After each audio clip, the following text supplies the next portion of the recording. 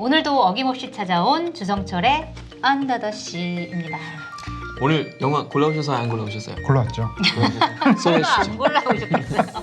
네, 오늘 소개해드릴 작품은요, 바로 김정근 감독의 2014년 작품 그림자들의 섬입니다. 한진중공업 노동자들의 30년 노동운동의 역사가 고스란히 담겨있는 작품인데요. 그래서 많은 노동자들이 이 작품에서 직접 출연해서 인터뷰를 하고 있는데, 이 입사 당시의 설렘이라든가 집안을 살릴 수 있겠다고 하는 그런 기대감, 또 열악한 노동 환경에 대한 서러움, 또 일하다 죽은 동료에 대한 그리움, 또 더 이상 참고 있을 수 없다라고 하는 그런 울분까지 그대로 담아내고 있는, 그러니까 우리가 일터에서 겪을 수 있는 이 모든 희로애락을 다 담아내고 있는 작품인데요. 2014년 제40회 서울 독립영화제에서 대상을 수상하면서 이 한진중공업이라고 하는 사업장을 통해서 평범한 노동자들이 어떻게 변화해 갔는지, 그리고 좌절하지 않고 끝까지 투쟁했는지를 잘 담아내고 있는 작품이라는 그런 평가를 받은 작품입니다. 네, 많은 사람들이 노동자들이 크레인에 올라가서 고공농성을 벌인다라고 하면은 왜 그러는 거야 하면서 자기랑 좀 다른 일이라고 생각을 많이 하게 마련인데,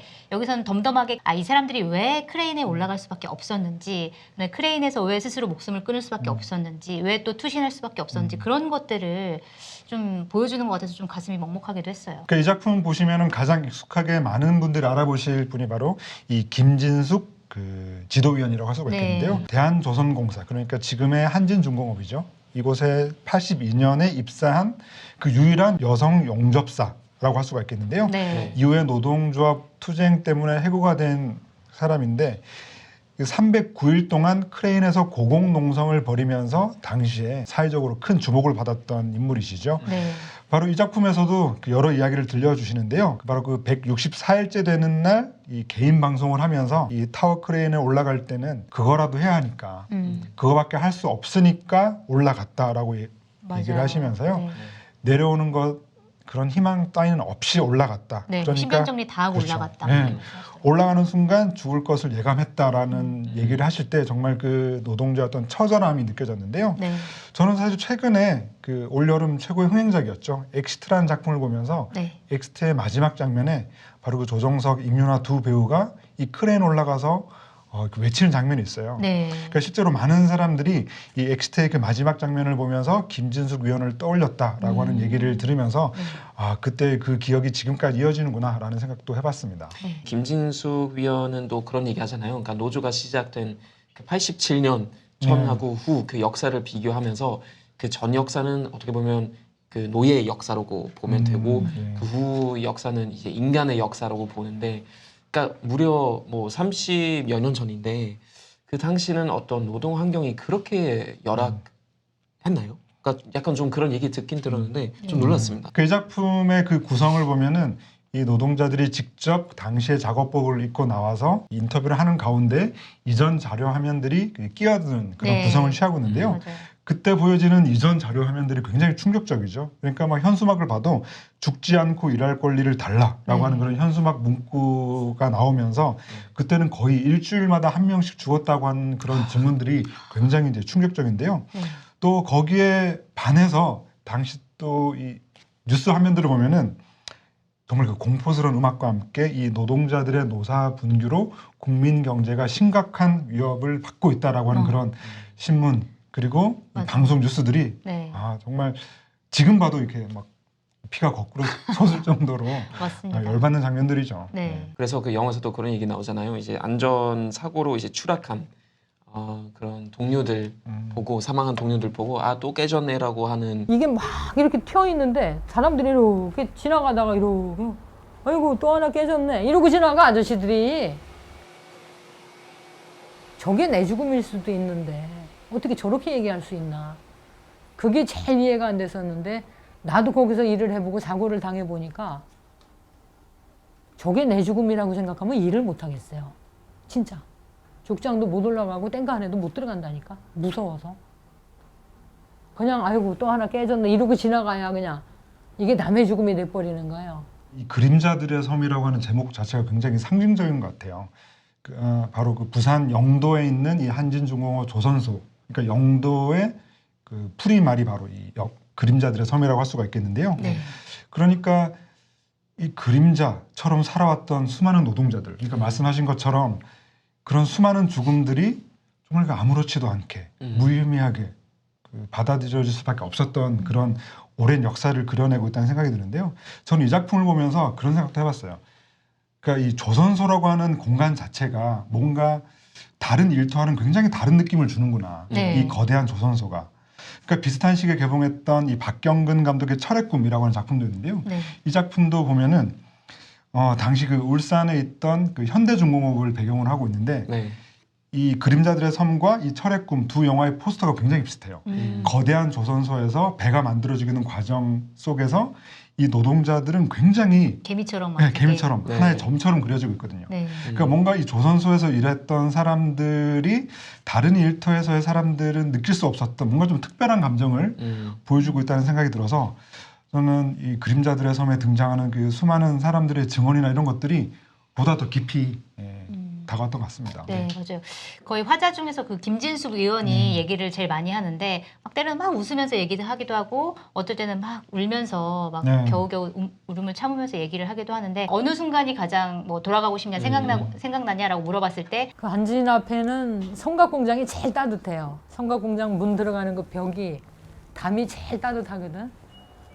거기 아저씨들하고 이렇게 앉아서 발 말리던 때가 지금도 이렇게 꿈결처럼 생각날 때가 있어요.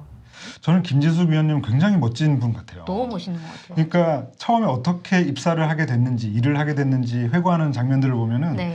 그 라디오를 틀어놓고 다니는데 그때 MBC 여성시대 인구키예요라는 프로가 있었어요. 그 한진중공업에서 용접하는 아줌마들이 이제 이렇게 인터뷰 손님으로 초청이 된 거야.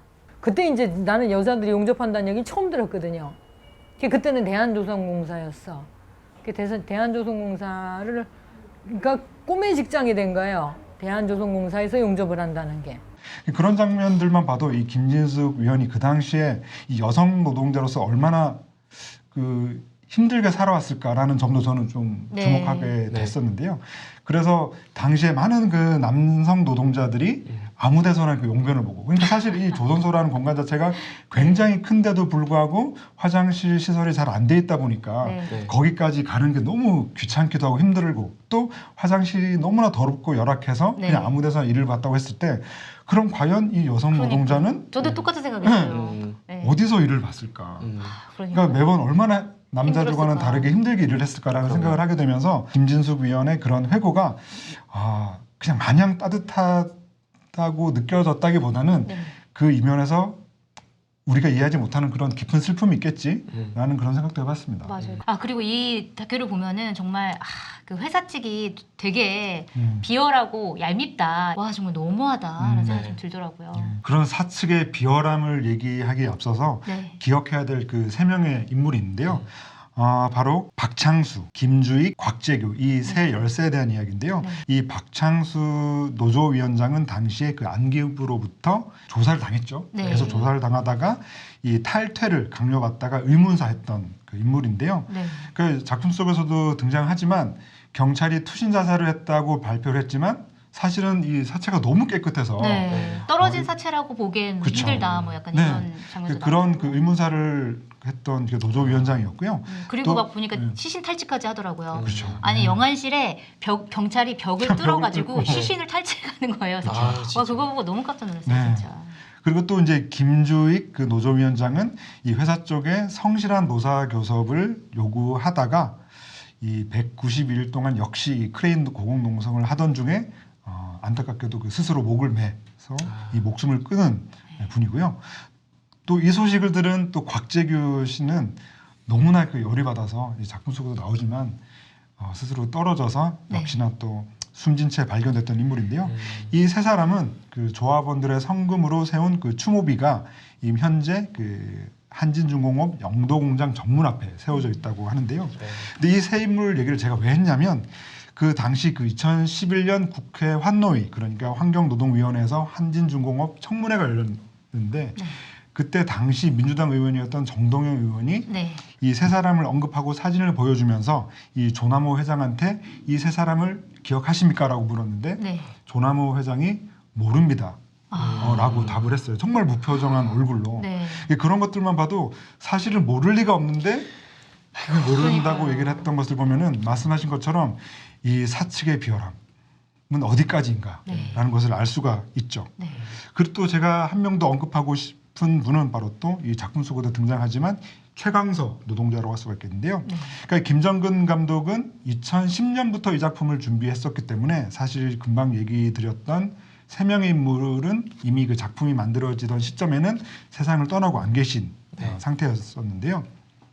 이 최강서 노동자 같은 경우는 실제로 그 김정근 감독이 돌아가시기 전날까지 함께 라면에 소주까지 마셨다. 아, 그랬다고. 사람이라고 하는데요.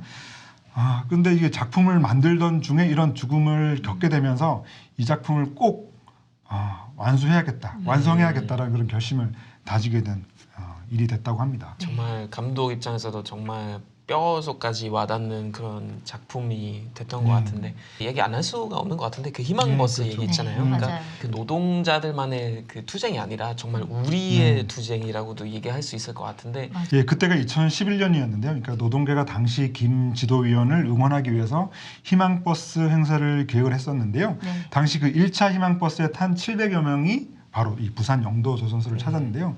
이때가 제가 한창 트위터를 열심히 하던 때여가지고 기억이 납니다. 네. 그러니까 네. 늘 저는 그 트위터에서 정말 그 말도 안 되는 그 아재 개그만 하던 그런 시절이었는데요. 어떤 아직에 가셨어요? 오늘 못 하고 오셨어요? 저 믹스 커피 타고 와서 뭐 이런 거 있어요? 뭐 하셨어요? 뭐 거의 그런 수준이었죠. 그래요? 되게 고급 아재개그인데요. 저 가르마 타고 왔어요. 뭐 이런 거 아. 있잖아요. 좀 아재개그 연구 좀 하셨나봐요, 장예 씨. 그 희망버스는 당시 그 트위터가 굉장히 큰 힘을 발휘하면서 네. 전국에 있는 수많은 사람들이 이 희망버스를 타고 이제 부산으로 향했었는데요. 그때 이제 김진숙 그 민주노총 그 지도위원을 그 지지하는 이 희망버스가 5차에 걸쳐서 바로 이게 영도 조선소까지 갔었는데요. 이때 제가 또 기억나는 또 다른 작품이 한 편 있습니다. 깔깔깔 희망버스라고 하는 또 다른 다큐멘터리인데요. 네. 이 작품이 정말 재밌어요. 희망버스를 타고 부산으로 향하기 전까지의 일을 그리고 있는데 희망버스를 타기 전에 나와 탄 후에 나는 어떻게 달라진 사람이 되었는가라는 네. 것을 잘 보여주는 이 깔깔깔 희망버스라고 하는 작품도 보시면은 우리가 이 노동자들의 삶을 살아가는 수많은 사람들이 앞으로 어떻게 해야 되는지 그리고 도움을 필요로 하는 사람들에게 우리가 어떤 도움을 줄 수 있을지를 잘 보여주는 그런 작품이었죠. 그러니까 우리 다 사실 노동자잖아요. 내 권리를 찾겠다라고 하는 게 하나의 쟁의행위나 아니면 파업이나 이런 건데 이런 거에 대한 인식이 너무 안 좋은 것 같아요. 한국 사회 같은 경우에. 그래서 이 작품이 어떻게 미래로 이어져야 하나라는 것을 생각해 보면 두 가지 점을 좀 떠올릴 수 있을 것 같은데요. 첫 번째는 이 당시에 바로 그 18대 대통령 선거가 있었잖아요. 바로 그 박근혜 대통령이 집권하던 그 순간 출구조사 결과만 보고 바로 나가서 밤새 술을 마셨다라고 하는 그런 바로 이 작품 속에도 언급되지만 과연 그 정권이 어떻게 바뀌느냐에 따라서 이 노동운동의 어떤 이후 모습들이 달라질 수 있다는 것들을 잘 보여주는데요. 선거에서는 떨어졌지만 이 민주통합당 대선 후보였던 이 문재인 그 전 대표가 현대중공업 이운남님까지 함께 언급을 하면서 더 이상 이런 노동자들의 안타까운 죽음이 있어서는 안 된다. 네. 벼랑 끝에 몰린 노동자들의 삶을 챙겨야 된다라고 하는 그런 SNS 글을 올리기도 했던 기억이 나고요. 네. 또 하나는 이 작품의 어떤 가장 중요한 미덕이라는 생각이 드는데 바로 그 김진숙 그 위원이 이 노동자가 아니라 노예라고 불리던 시절까지 언급을 하면서 당시 우리가 노동조합이 굉장히 위세를 떨치면서 힘이 강할 때 우리는 왜 또 다른 하청 노동자들을 돌아보지 못했나라고 하는 그런 통렬한 그 자기 인식 맞아요. 반성을 많이 하죠. 네. 하는 장면들을 보면서 이 노동 운동의 미래 혹은 우리가 이 노동조합이 어떤 식으로 좀 자기 각성을 끊임없이 해야 되는지를 잘 보여주고 있는 것 같습니다. 마지막으로 이제 이런 자막이 나오죠. 2016년 6만 3천여 명의 조선소 노동자들의 정리 해고가 예정되어 있다. 이런 식으로 이제 끝났는데 그건 어떻게 해석해야 할까요? 그러니까 이 비극이 왜 계속 반복되고 있는지. 그렇죠. 그래서 사실 아까 말씀드렸던 것처럼 조남호 회장은 그런 열사의 죽음을 너무나 태연하게 아무렇지도 않게 모른다라고 얘기하는 지금 이 시대에 우리는 과연 무엇을 생각하고 어떻게 연대해야 되는지를 다시 한번 깨닫게 되는 그런 마지막 장면이었던 것 같습니다. 약간 만리창성 생각이 나요. 만리창성도 너무나 많은 사람들이 그거 만들면서 네. 숨졌는데 아무렇지 않게 다 묻어져 있고 하니까 이거는 더 이상 그런 비극이 계속 되면 안 될 것 같습니다. 맞습니다. 자, 오늘은 시에도 하나의 코너 시청자 이벤트가 준비되어 있죠. 네, 맞습니다. 우리 너무 우울하니까 좀 밝게 해볼까요? 네. 엘리베이터 수리 기사, 태극기 부대 할아버지, 하청업체 노동자, 청소기, 판촉사원 등등 우리 시대를 살아가는 비정규직 인생들의 이야기를 소설로 엮어낸 책입니다. 배지영 작가의 소설집 근린생활자인데요. 한겨레 출판사 제공으로 문제의 정답을 맞추신 분들께 10분께 보내드리도록 하겠습니다. 네. 자, 문제 내주시죠. 문제 내겠습니다. 오늘도 역시 굉장히 어렵고요. 크레인에 올라 시위 중이던 김진숙 위원과 함께하는 노동자들을 응원하기 위해 이 버스가 함께했죠. 제가 네. 아까 잠깐 언급했었는데요. 자, 이 버스의 이름은 무엇일까요? 자, 1번 희망버스, 네. 2번 꼬마버스 타요. 아, 웃으시면 어떡해요? 정답일 수도 있어요. 3번 꼬마 자동차 붕붕, 4번 은하철도 999. 아. 자, 다시 한번 너무 말씀드릴게요. 어렵다. 네, 1번 희망버스, 2번 꼬마버스 타요, 3번 꼬마 자동차 붕붕, 4번 은하철도 999. 정답 보내주실 곳은 hani.co.kr인데요. 보내주실 때 꼭 주소와 전화번호 그리고 성함까지 남겨주시면 감사하겠습니다.